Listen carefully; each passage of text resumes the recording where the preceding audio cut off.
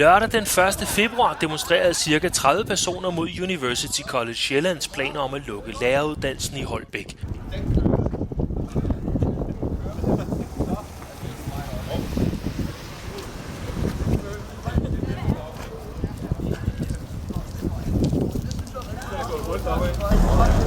Er lokalt helt galt? Nej! Er lokalt helt galt? Nej! Er lokalt helt galt? Nej! Bare læreruddannelsen i Holbæk! Ja! Er lokalt helt galt? Nej! Er lokalt helt galt? Nej! Er lokalt helt galt? Nej! Bevar læreruddannelsen i Holbæk! Demonstrationen begyndte i starten af Algade og sluttede på torvet foran Sparekassen Sjælland. Her blev der holdt taler af blandt andet det socialdemokratiske folketingskandidat Kaare Dybvad, der udtrykte kritik over lukningen af læreruddannelsen, der nu har eksisteret i 54 år i Holbæk. Vi starter med første taler, og vi har Kaare Dybvad her, der gerne vil sige et par ord til os. Og til alle på Algade, for den sags skyld også. Dem, der kan høre os. Så værsgo, Kaare. Tak.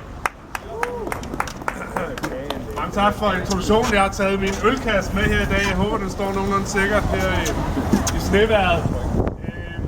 Kære lærerstuderende, kære demonstranter, man siger på venstrefløjen i Danmark, at revolutionen ikke kommer på en dag, hvor det sneer. Og det er der nok meget sandhed i. Derfor er jeg også glad for at se, at der er så mange, som har dukket op i dag. Jeg synes, det er fantastisk, at vi får markeret vores modstand mod lukningen af seminariet. Jeg er lokal folketingskandidat her i Holbæk for Socialdemokraterne, og når man er det, så er der en masse, jeg skal tættere på, har jeg fået at vide. Ellers så kører det ud.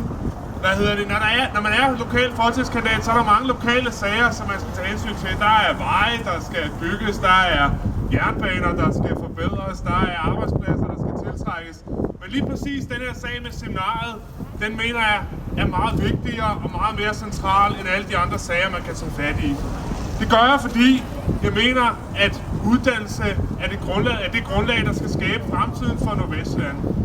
Det gør jeg også, fordi jeg kommer fra Holbæk, og fordi seminariet som Holbæk er en særlig institution. Det seminarium, som engang var Sjællands største uddannelsesinstitution uden for København, det seminarium, som har uddannet generationer af lærere igennem de sidste 54 år.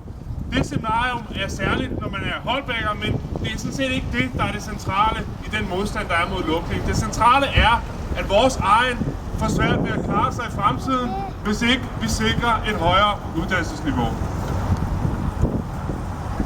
Holbæks gamle radikale borgmester, Jørgen Sørensen, han lavede nogle gange den vittighed, at han sagde, at Vestsjællands Amt var Danmarks dummeste amt. Det var ikke fordi han syntes, vi var ubegavede, men det var fordi vi havde det dårligste uddannelsesniveau. Det er en udfordring på rigtig mange planer, fordi uddannelse er vejen til vækst og til udvikling. Uddannelse er vejen til kreativitet, til nye idéer, til at forandre gamle idéer og gøre dem bæredygtige i en ny tid. Derfor så bliver vores landsdel dobbelt ramt af lukningen af læreruddannelsen.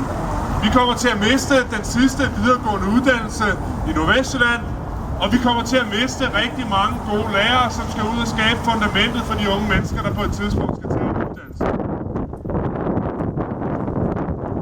Desværre lader det ikke til, at de valgte politikere har opdaget, hvilken udfordring de står overfor. Vi er stadig til gode at se vores politikere sætte ind over for UCJ, sætte ind over for Ulla Koch og sætte ind over for dem, der forringer vores uddannelsessystem. Årsagen burde ellers være lige til. I regeringsgrundlaget står der, at 60% af en ungdomsårgang skal have en videregående uddannelse.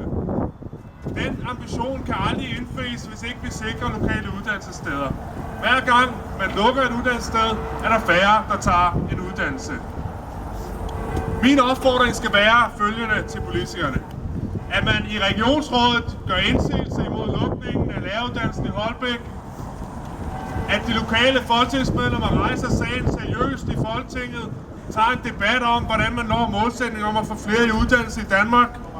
Og ikke mindst, at ministeren modsætter sig lukningen af Holbæks læreruddannelse, modsætter sig, at beslutningen bliver ført ud i livet. Der er 3 instanser, hvor man har magten til at stoppe den beslutning. Jeg håber, jeg forventer, at vi kan råbe dem op hver især og sikre en bevarelse af læreruddannelsen.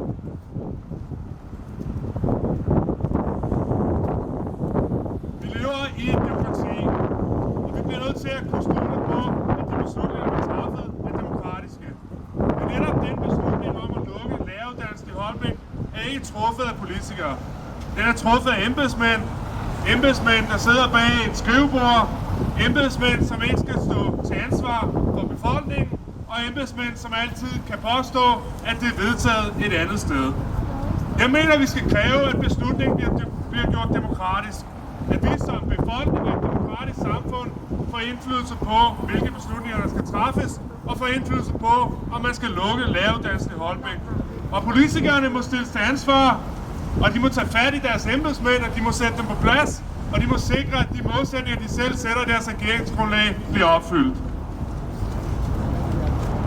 Kære demonstranter, det er bevist, at der er plads og mulighed for at skabe en levedygtig læreruddannelse i Holbæk. For bare få år siden var der næsten 200 nye studerende om året. Før man begyndte at kvæle læreruddannelsen, før man begyndte at fjerne administrationen, og før man begyndte at lukke de hold, der blev oprettet. Dengang i 2008, da man første gang forsøgte at lukke læreruddannelsen, blev det anderledes. Administrationen af UCJ fik ikke lov til at gennemføre beslutningen. Nu står vi over for en ny kamp.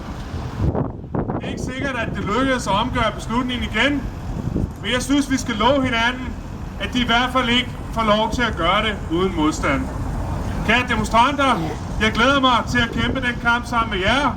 Fortsat god demonstration.